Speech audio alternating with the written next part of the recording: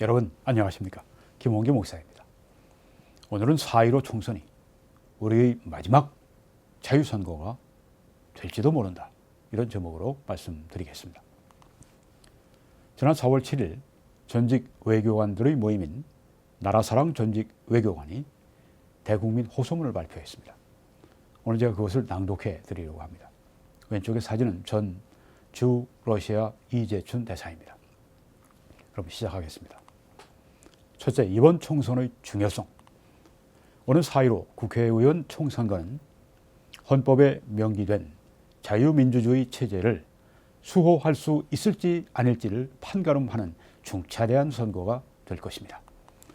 이에 우리는 국민 여러분들께 이번 총선에 적극 참여하여 자유민주주의 국가를 지키기 위해 귀중한 한 표를 행사해 줄 것을 호소합니다.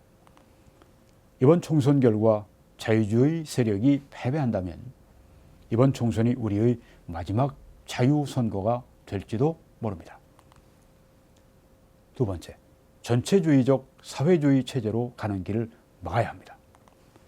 그간 현 정부는 친북주의적 정책과 친중적인 정책을 추진해 오면서 앞으로 지금과는 전혀 다른 체제를 지향하는 방향으로 국가 정책을 운영할 것임을 그간 여러 차례 직간접적으로 언명해 왔지만 대부분의 국민들은 이를 현실적으로 받아들이지 않고 있습니다.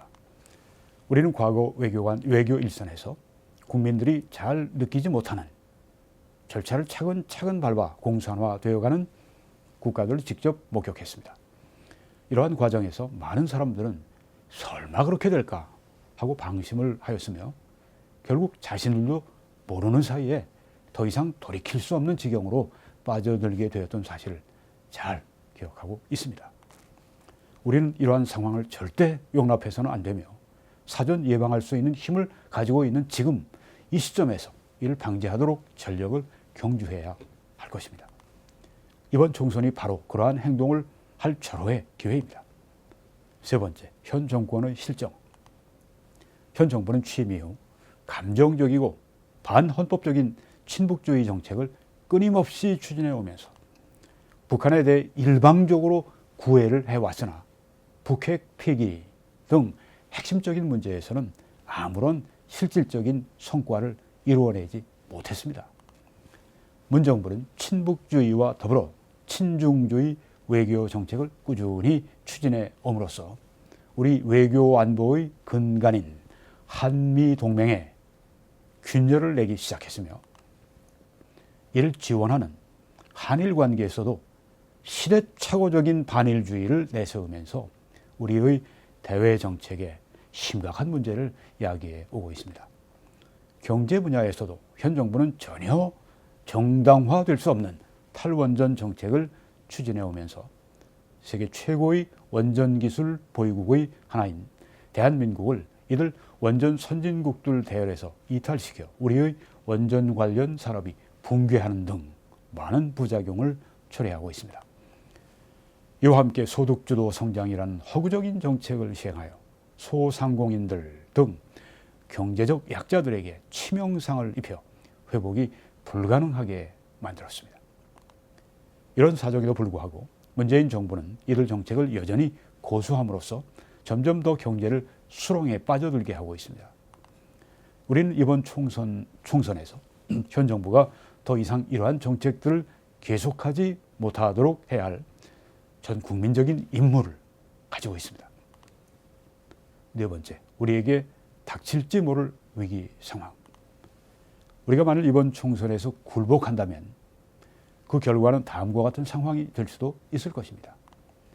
그간 대한민국이 세계 주요 공업국의 하나로 성장할 수 있었던 것은 자유민주주의 국가들의 세계 무역 질서에 동참할 수 있었기 때문이었습니다. 북한과 같은 전체주의적 사회주의 국가가 되면 세계 무역 질서에서 퇴출되고 고립되어 후진 경제로 쇠락할 것이며 그 결과 현재 북한이 처한 상황이나 앞으로 중국이 당면하게 될지도 모를 상황과 비슷하게 될 것입니다. 박근혜 대통령 탄핵 사태에서 현 정권과 국회 그리고 사법부는 법치주의를 파괴했습니다.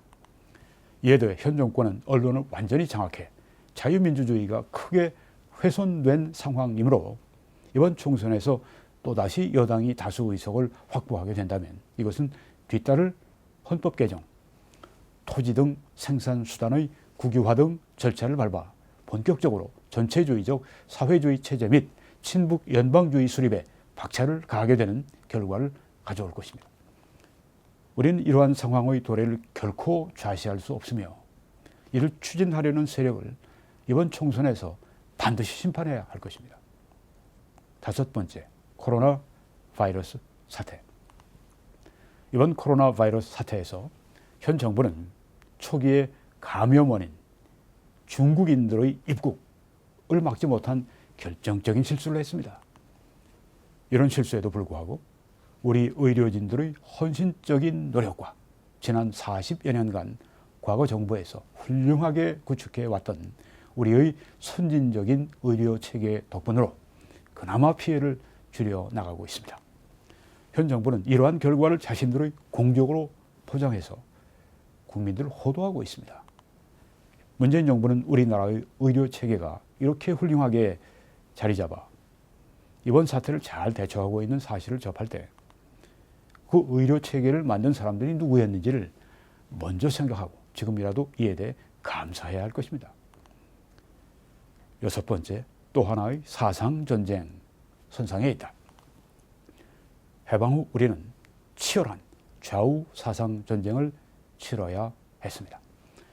지금보다도 훨씬 더 열악하였던 그 혼란 속에서도 우리는 자유민주주의 중요성을 인식하여 이 투쟁에서 승리함으로써 오늘날 대한민국이 있게 한 터전을 구축했습니다. 이렇게 어렵게 만든 선진 대한민국을 또다시 혼란과 후진적인 나라로 끌고 가려는 세력들이 새롭게 등장했습니다. 우리는 이 전쟁에서 반드시 싸워 이겨야 합니다. 이번 총선은 이 전쟁의 중요한 한 분기점이 될 것입니다. 우리는 자유민주주의를 사랑하는 모든 국민들과 함께 대한민국을 지켜나가기를 촉구하며 이를 위해 이번 총선에서 현명한 한 표를 던져주기를 간곡히 호소합니다. 2020년 4월 7일 나라사랑 전직 외교관 모임 일동